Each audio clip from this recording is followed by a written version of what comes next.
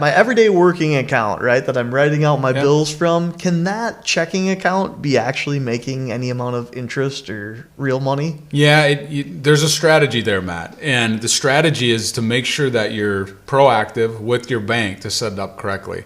A lot of bank accounts, checking accounts, don't have interest tied to them. So you're not going to get a bunch of interest, so you shouldn't have a bunch of money there.